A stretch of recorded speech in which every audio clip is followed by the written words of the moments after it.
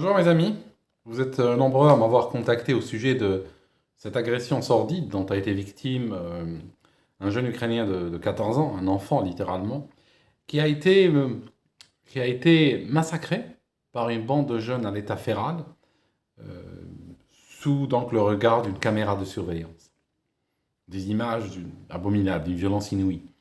Il est entre la vie et la mort aujourd'hui, et je pense que même s'il s'en sort, il faut être juste, sa vie ne sera pas la même. Ce sera pas la même personne qu'avant l'attaque. Alors, beaucoup m'écrivent pour me demander mon décodage. Et c'est vrai que ça touche. C'est un quotidien ce qui se passe dans ces images. C'est le quotidien de beaucoup de gens. Tous les jours, en France, des gens voient leur vie basculer. Des gens se font massacrer pour un regard, pour une cigarette, par des jeunes à l'état féral. C'est devenu la signature de ce pays. Donc, j'aimerais, avant de continuer à creuser, j'aimerais vous montrer un livre que j'ai acheté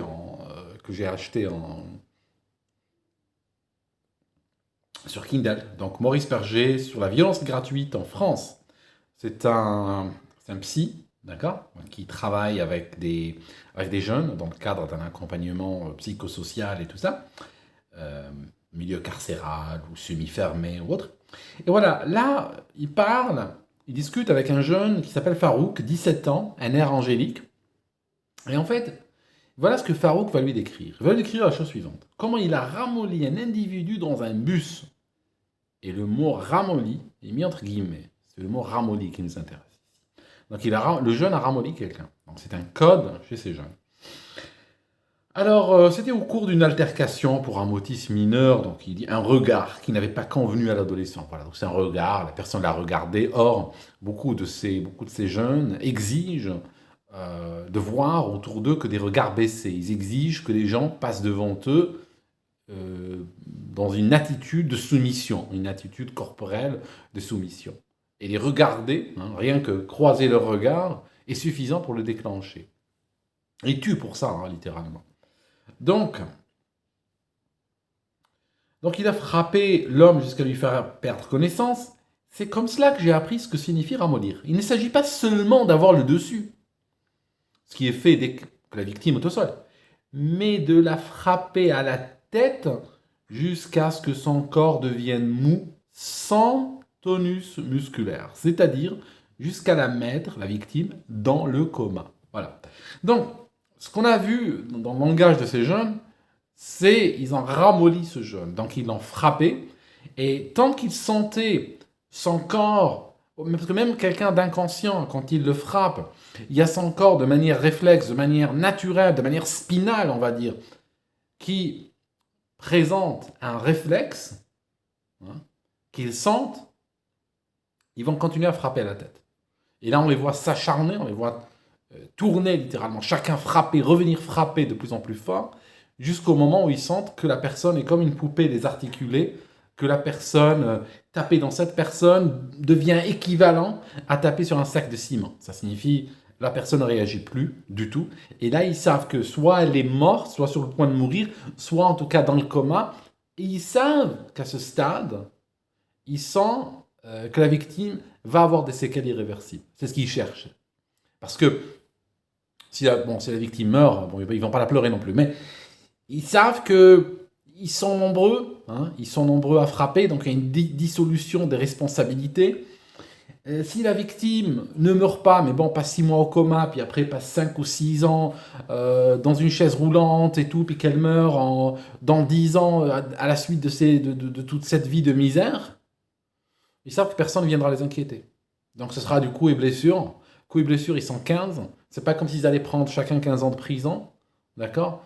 Donc il y en aura qui seront relaxés, d'autres diront oui c'est pas moi j'ai juste frappé, je l'ai fait tomber, mais moi j'ai rien fait. L'avocat dira non, mais mon client, vous pouvez voir dans la caméra, oui il l'a fait tomber, mais il n'a pas été plus loin que ça. Bon, celui-là, 3 mois avec sursis, ainsi de suite. L'autre il a frappé à la tête 6 mois avec sursis. Et bon, vous connaissez le total, hein. S'il y en a un qui va prendre un an ferme, c'est pas mal. Mais ce jeune Ukrainien de 14 ans et sa famille, c'est eux qui vont prendre à vie. Et eux, ils vont prendre perpète. Parce que cet Ukrainien, soit il ne reviendra pas, soit il reviendra, mais il sera dans un état végétatif ou en tout cas extrêmement, extrêmement dégradé avec une vie de souffrance pour ce qu'il en reste. Donc, voilà, il y a cet élément déjà qui est très, très important. Quand j'habitais à Paris, j'habitais dans le 7e arrondissement. Donc, 7e arrondissement, c'est là où il y a la Tour Eiffel. Donc là, tu as la Tour Eiffel, 7e arrondissement, connu par le monde entier. Tout le monde connaît la Tour Eiffel. Amélie Poulain, tu sais, le film, tout le monde a vu, bon, les gens. Euh, le truc, c'est que Paris, c'est un escargot quand il s'agit des arrondissements. Ça tourne en escargot. Donc, par le fait même de cet escargot, le 7e arrondissement et le 15e sont côte à côte. Le 15e et le 7e sont des départements parisiens, enfin des arrondissements parisiens extrêmement poches, extrêmement huppés. J'habitais là-bas parce que j'avais une chambre de bonne. Je n'étais pas une bonne, mais j'avais une chambre de bonne, 6 mètres carrés, 7e étage, sans ascenseur. Alors, mais en tout cas, je connaissais ces quartiers, je connais ce quartier. Ce qui me frappe, c'est quand j'ai entendu la nouvelle d'agression et des gens m'ont écrit et tout ça. Moi, je suis pas meilleur qu'un autre. J'ai mes préjugés. Moi, je croyais que c'était arrivé dans une région déshéritée. J'avais comme ça, à vue de nez, je me suis dit une cité ou des dalles ou des tours du 93 autres. La réalité, c'est que ça a frappé dans un quartier huppé. Et ça nous dit quelque chose. Ça nous dit que si ce type de violence, de lynchage, qui avant était l'apanage des cités, commence à entrer à l'intérieur de la capitale et commence à frapper même dans les endroits les plus huppés, qui en général reçoivent plus de moyens de police que les autres, ça veut dire qu'il y a une faillite sécuritaire absolument... qui présage rien de bon. D'accord? Donc ça, c'est un point important. J'aimerais vous dire quelque chose sur ce sens. Parce que j'aimerais pas mener la réflexion dans la direction de dire ils sont en train de perdre sur le plan sécuritaire et il n'y a pas assez de police et la police n'a pas assez de moyens et tout, et la justice. On peut parler de la justice, de la... comment dirais-je, où on va prendre le criminel et puis on va l'angéliser, puis on va lui trouver un papa alcoolique, trouver un divorce, trouver une agression sexuelle, trouver un frère dans le grand banditisme, une mauvaise influence. Et tout ça juste pour alléger sa peine jusqu'à le laisser partir du tribunal sans rien du tout. Alors qu'il y a des gens qui sont par terre, des gens qui sont morts même des fois. Et le criminel sort au bout de quelques mois. Alors, j'aimerais pas partir dans cette direction. C'est vrai que c'est une direction tentante, c'est une direction facile. Et si je partais dans cette direction-là, je sais que la majorité des gens vont être d'accord avec moi. C'est pas ce qui m'intéresse. Moi, ce qui m'intéresse, c'est que je suis à Zagreb aujourd'hui. Je suis dans un pays qui n'est pas aussi riche que la France, un petit pays, 4 millions d'habitants. Quand j'ai demandé aux habitants, j'ai demandé à la police sur la situation sécuritaire, c'est parmi les premières questions que je pose quand j'arrive dans un pays que je ne connais pas, on m'a dit que Zagreb, tu peux te balader partout, le jour, la nuit, tu risques strictement rien. Et j'ai pu l'expérimenter, ça fait près de 3 mois que je suis là, j'ai pu le constater. Ok? Alors, la différence, et c'est sur ça que j'aimerais attirer votre attention de manière particulière, c'est que la différence entre la France et la Croatie, ce n'est pas qu'en Croatie, ils ont des jeunes à l'état féral, mais qu'en même temps, ils ont mis assez de flics pour les empêcher de nuire. Vous comprenez? Il ne faut pas rentrer dans cette logique. Ici, ils n'ont peut-être pas plus de flics au mètre carré qu'en France. Les flics ont peut-être moins de moyens qu'en France, ou peut-être autant de moyens, peu importe. Mais ils n'ont pas de jeunes à l'état féral. Ils n'ont pas de jeunes prêts à tuer pour un regard ou une cigarette. Voilà le secret de la sécurité, c'est tout. Quand un pays qui va importer un ensauvagement, importé par des mécanismes que je décris sur des centaines de vidéos déjà. On importe des jeunes des gens d'autres pays, des gens, on les importe selon des routes d'immigration qui vont présenter euh, aucune garantie d'intégration sociale, économique, ou bien ces garanties-là sont de manière marginale, vont seulement une partie infime des fois va s'intégrer socialement et professionnellement. Mais une bonne partie ne va pas s'intégrer.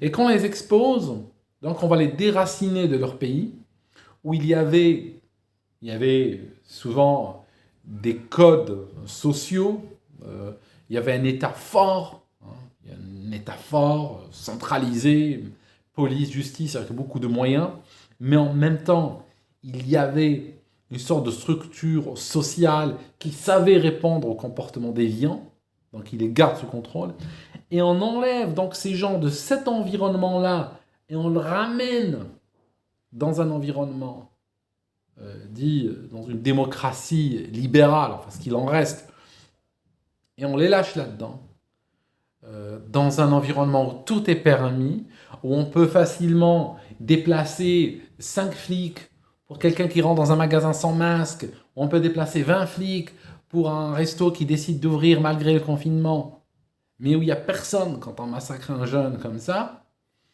c'est vrai que ça va créer cette situation complètement absurde, où on va avoir des bandes qui sont même pas d'ici, hein, qui viennent de 6 heures de vol de là, hein, si on commence à regarder dans le détail, et qui attaquent quelqu'un en plein cœur de Paris. Voilà. Et ça, je peux vous le dire, c'est indémerdable quand vous réfléchissez en termes de rajouter des moyens à la police. C'est pas possible. Ne réfléchissez pas comme ça. Quand vous avez une société qui, par le truchement de ces expériences sociétales, devient dangereuse, vous ne pouvez pas régler le problème avec plus de flics. J'étais dans l'Égypte de Moubarak. Vous pouvez faire ça. Hein. On avait roulé le long d'une longue avenue au Caire. Il y avait un flic tous les 10 mètres. On avait roulé pendant 20 minutes, je crois. Il y avait un flic tous les 10 mètres. Alors, est-ce que vous pouvez mettre un flic tous les 10 mètres à Paris? Il va falloir en déployer dans les aires de repos, des autoroutes, sur les parkings, dans les arrêts de bus, dans les transports en public, dans les parcs, dans les cages d'escalier. Vous ne pouvez pas. C'est sans issue, en fait. C'est absolument sans issue. C'est le fait d'avoir créé le problème en France. C'est le fait d'avoir créé une société qui est devenue de manière intrinsèque dangereuse. Par des mouvements de population historiques et mal gérés et rapides et tout, qui ont fait aujourd'hui qu'il y a le merdier français. Et c'est pour ça que les autorités, hein, si vous regardez, ça vous donne l'impression qu'elles sont passives. Hein. Ça vous donne l'impression qu'il y a une passivité. Ils font rien. Ils devraient mettre plus de flics. Ils devraient mettre plus. Mais en réalité, les autorités sont en train de tenir le raisonnement que je tiens aujourd'hui. Ça signifie que des morts et des blessés graves et des agressions comme celle de Yuri et d'autres sont aujourd'hui passées par pertes et profits. Je veux dire, ce que je fasse. Imagine que tu es ministre de l'Intérieur aujourd'hui. Tu vois ce genre de choses tomber. Voilà, toi, on te met sur le bureau du ministre de la Justice. Tu vas répondre comment? Je veux dire, dans cette démographie, chez les jeunes, on peut plus facilement se faire tuer par une bande à l'état féral que par le Covid, par exemple. Il n'y a aucun moyen, il n'y a pas suffisamment de moyens qui sont mis en œuvre. Oui, il y a aucun, on peut le dire, hein, mais oui, il n'y a pas assez de moyens mis en œuvre pour empêcher ce genre de drame. Maintenant, si on te dit, quels sont les moyens qu'il faudrait mettre en œuvre? C'est quoi ces moyens-là? Nomme-les. Combien de moyens? Tu vas voir tout de suite que c'est indémerdable. Tu vas voir que c'est pas possible. Quand une société sans sauvage, et c'est ça le problème, c'est quand une société sans sauvage, il y a beaucoup de sociétés qui sont sauvagées, soit globalement, soit dans certaines régions sauvagées. Tu peux regarder en Afrique du Sud et tout ça. Par exemple, en Afrique du Sud, je vais raconter ça il y a quelques années, j'étais chez un ami d'Afrique du Sud, manger comment ils appellent ça, un braai ou un truc comme ça, enfin une sorte de barbecue, si tu veux. Et il m'avait raconté, il y avait des visiteurs qui venaient d'Afrique du Sud, qui étaient là de passage, Et il m'avait raconté que oui, ils ont été attaqués la nuit, dans leur ferme, ils ont été attaqués par des gars armés, sont venus la nuit les attaquer. Et puis, ils avaient organisé un réseau entre les fermes avoisinantes, ils avaient organisé un réseau de défense. Et puis, ils ont apporté une réponse armée donc, à cette attaque, moyennant quoi 3 assaillants ont été tués. Et j'ai dit, vous avez fait quoi? Vous avez appelé la police? Genre moi, tu vois, le gars qui habite à Londres, vous avez appelé la police? Ils ont rigolé. Non, il m'a dit, non, non, on a mis les Corses sur un pick-up, on a roulé 20 km, on les a jetés à un carrefour, on est revenu. Voilà. D'accord? Puis c'est tout, hein. Le lendemain, la police se ramasse, ou on se dérangera peut-être même pas, hein. Un local ramasse, tire vers une fosse commune, et puis un bulldozer les couvre, puis c'est fini. D'accord? Je veux dire, ça peut aller jusque-là. Ça peut aller jusque-là. Parce que, intrinsèquement, on a une situation qui fait que c'est explosif. Voilà le problème. Et c'est vrai que moi, personnellement, ça me touche beaucoup ces histoires comme celle de ce jeune Yuri qui, je pense que, bon, voilà, quoi, hein, on ne se fait pas trop d'illusions sur son sort. C'est soit, il y a son pronostic vital qui est engagé, donc c'est soit il va mourir, soit il va s'en sortir, mais avec les séquelles. Vous savez, on ne peut pas frapper comme ça quelqu'un à la tête, puis il s'en sort, il devient comme normal, hein. C'est quelqu'un qui n'a pas des jours heureux devant lui, hein, quoi qu'il arrive. Donc, je disais que je peux comprendre qu'un jeune meurt de moto. Ça fait partie d'un accident de la vie. Ces accidents de la vie, ça arrive, hein, ou qu'il meurt d'électrocution. Ça fait partie des accidents de la vie. Il y a envie, puis la vie comporte des risques. Et puis voilà, des fois il frappe. Faute à pas de chance, mais ça arrive. Je ne considère pas le fait de se faire massacrer par une bande de jeunes à l'état féral en plein Paris comme faisant partie du risque normal de la vie. Voilà. Pour moi, c'est parce que ça n'entre pas dans la tête. D'accord? Ça ne fait pas partie des risques inhérents à la vie. Ce n'est pas un risque normal. Ce n'est pas un risque qui devrait exister du tout. Voilà. La réponse, je vous l'ai dit. Je vous ai dit la réponse. Moi. La réponse, et honnêtement, c'est soit cette réponse, soit vous acceptez, vous donnez des jeunes. Hein. Aujourd'hui c'est Yuri, demain c'est Jean-Jacques, après c'est Jean-Michel, après c'est Marcel, après je sais pas qui, après c'est Jean-Pierre et tout et tout. Vous donnez des jeunes à ces bandes pour satisfaire leur envie de mort. C'est tout. Vous leur donnez ça en holocauste. Hein. Ces bandes, c'est une sorte de divinité. Et vous leur balancez vos enfants. Vous balancez, puis voilà. En espérant qu'ils vont se satisfaire un jour, qu'ils vont en avoir ras-le-bol de tuer, ils vont s'arrêter demain. En espérant. Voilà. Ça peut arriver, ça peut ne pas arriver. Autrement, l'autre option, et c'est une option qui est pratiquée aux États-Unis, et pour être honnête avec vous, c'est la seule option réaliste aujourd'hui en France, c'est, comme je vous ai dit, le coup des 3 strikes. Si vous regardez ces jeunes qui tuent, généralement, ils ont un CV, un casier judiciaire plein. Crescendo, crescendo, crescendo, et bam, on arrive à tuer. Et pour moi, ce qu'on devrait faire, si on voit qu'une personne a attaqué quelqu'un, hein, donc violence sur la personne, quel que soit le genre d'attaque, violence sur la personne une fois, violence sur la personne 2 fois, à la 3e violence sur la personne, le criminel en question est enfermé, soit à perpétuité, soit 30 ou 40 ans, quelque chose de ce niveau-là. 20 ans minimum incompressible. Ça signifie qu'ils doivent savoir, c'est-à-dire que ces gens, ce genre de jeunes à l'état féral, ne réagissent et ne comprennent que les attaques disproportionnées. Ils ne comprennent que la violence, parce qu'ils ne sont pas dans une logique intellectuelle, ils sont dans une logique de violence. Et ils ne peuvent comprendre qu'une violence étatique qui arrive très fort et de manière qui peut leur sembler disproportionnée par 1000 fois, 100 000 fois par rapport à ce qu'ils font. Donc, première fois, le gars il a agressé par exemple, ça existe aux États-Unis. Ils sont même plus durs que ce que je viens de décrire. Parce qu'aux États-Unis, dans les endroits où ça existe, ce n'est même pas nécessairement pour violence à la personne. Ça peut être pour n'importe quoi. Moi, je ne suis même pas en train de dire pour n'importe quoi. Je suis modéré, regardez. Premier jour, tu agresses un vigile parce que, voilà, tu voles un truc, tu agresses le vigile, tu sors un couteau, tout ça, d'accord? Première fois, tu es puni. Deuxième fois, altercation pour un regard et une cigarette, tu sors un couteau, tu donnes un coup de poing, ou même sans couteau. La 3e fois, une personne porte plainte contre toi pour agression, ou les flics t'arrêtent en flague pour agression ou autre, c'est direct. Parce que c'est une C'est pour sauver des vies que je suis en train de vous dire ça. C'est pas juste pour châtier des gens. Non. C'est pour sauver des vies. Parce que c'est comme ça que ça marche crescendo. 1, 2, 3, 4, 5, 6, bam. Il y aura un mort par terre. 1, 2, 3, 4, 5, 6, mort. Moi, je vous dis, arrêtez ce cycle à son début. Voilà, c'est tout. Ça fera 1, 2, 3, 20 ans de prison. 1, 2, 3, 20 ans de prison. C'est ça le truc. C'est la seule façon. C'est la seule manière. Je sais que ce n'est pas les principes de la France, ce n'est pas les principes de la République, ce n'est pas. Oui, mais ce n'est pas aussi le principe de la République de mettre des masques à des enfants de 6 ans. Hein.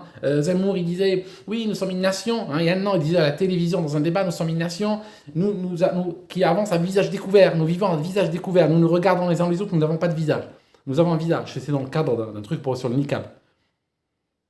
Ben, aujourd'hui, les principes français ont visiblement changé. Comme ça, bam. Voilà, aujourd'hui, c'est une nation masquée.